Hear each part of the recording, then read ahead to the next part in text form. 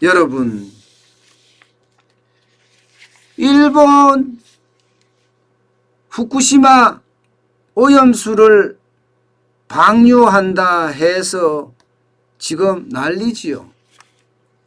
2023년부터 약 30년에 걸쳐서 방사능에 오염된 오염수를 조금씩 방류하겠다는 겁니다. 이게 여러분도 아시겠지만 후쿠시마는 2011년인가요? 2011년에 일본 동북부 지구를 강타했던 그 지진 때문에 사실 망가졌잖아요. 그러면서 여기에 보시는 그림 보시는 것처럼 원자로가 이게 녹아버렸어요. 그런데 이 원자로를 식히는 게 바닷물이거든요. 원자로를 식히는 게 바닷물입니다. 이 그림처럼 바닷물을 원자로가 식혀서요. 이렇게 이게 원자로를 식힐 때 오염수가 발생을 합니다. 방사능이 들어간 오염수가 발생을 해요. 그러면 이 오염수를 바다로 흘러내려 보내는 게 아니라 이 방사능을 제거하거든요. 최대한 제거할 때까지 제거를 해서 사실 이 바다로 흘려보내야 되거든요. 그런데 이 후쿠시마 원자로는 워낙 망가졌으니까 여기에서 나오는 방사능이 워낙 커서 쉽게 바다로 방류를 못했습니다. 그래서 지금 이렇게 쌓아놨어요. 원자로를 식혔던 그 바닷물을 말입니다. 현재 보관 중인 그 바닷물만 하더라도 125만 톤이에요. 125만 톤. 그런데 지금 저장 능력은 140만 톤이거든요. 이제 얼마 안 남았습니다. 왜냐하면 하루에 나오는 그 물의 양이 있기 때문에 지금 얼마 못 가고 이게 쉽게 말하면 만땅이 되는 거죠.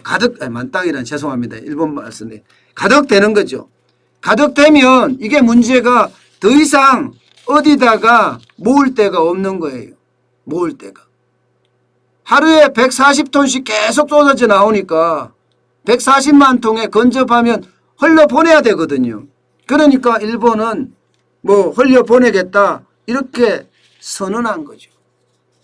그러니까 이게 난리가 났어요.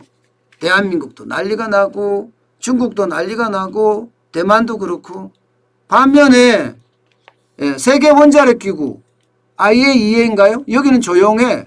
미국은 오히려 환영한다는 입장이에요.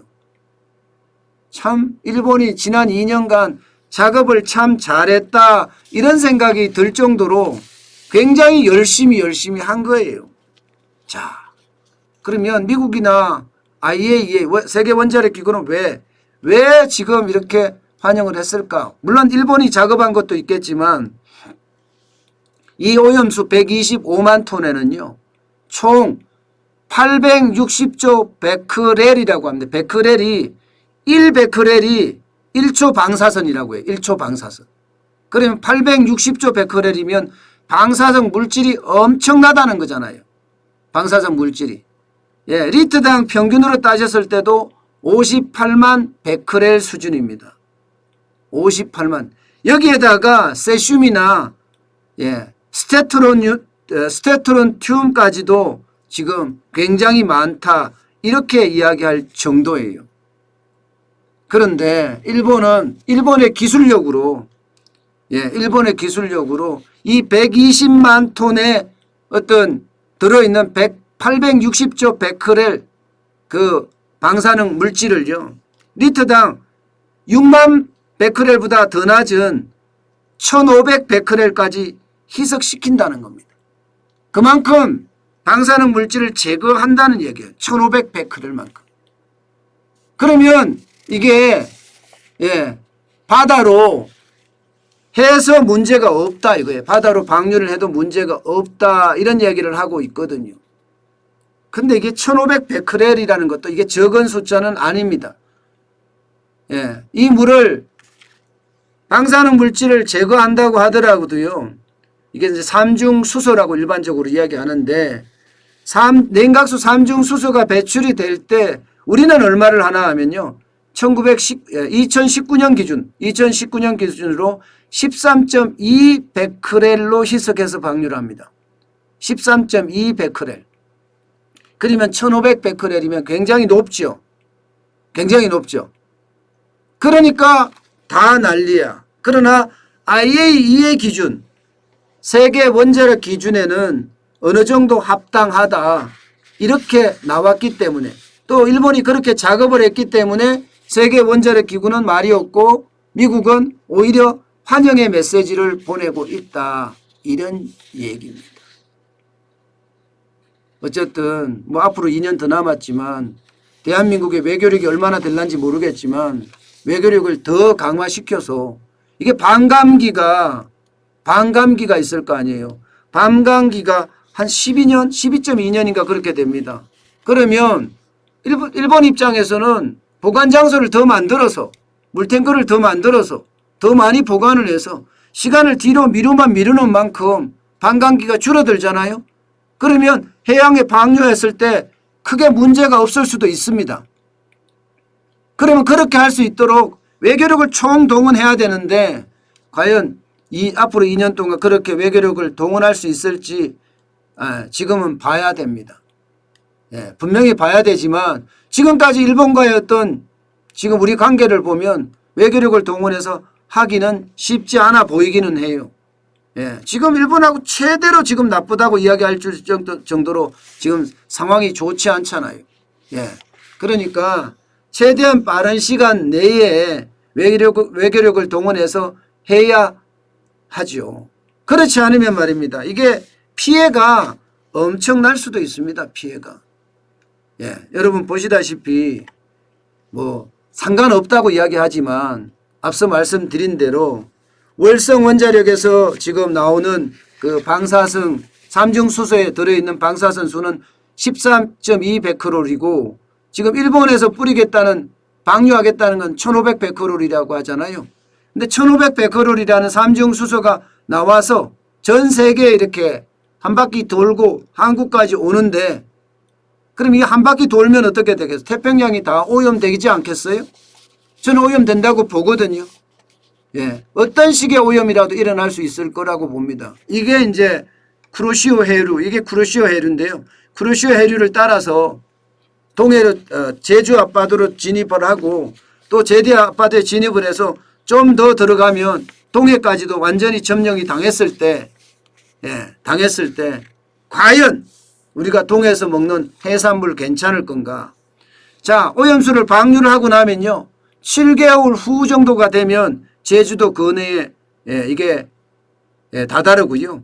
18개월 후 정도 되면 동해 대부분에 이 물이 삼중수소 일본이 방류했던 물이 이제 바닷물이 들어갈 수밖에 없는 거다. 이렇게 이야기를 하고 있거든요. 이렇게 되면 아마 여러분 산업계의 피해도 어마어마해질 겁니다. 어마어마해질 거예요. 특히 수산과 관련된 모든 제품이나 상품에는요. 사람들이 굉장히 꺼릴 거예요. 보시는 것처럼 태평양 전체를 휘젓고 다니잖아요. 이게 동해만 들어온다고 문제가 해결되는 건 아닙니다. 사람들이라는 게 경제는 심리라고 하잖아요. 소비도 심리거든요. 심리가 좋으면 소비를 많이 하고 심리가 나쁘면 소비를 그만큼 줄인단 말입니다.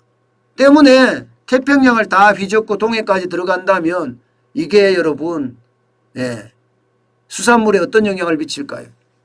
수산물에 영향을 미치면 미치는 만큼 시장에는 굉장히 영향을 미칠 겁니다.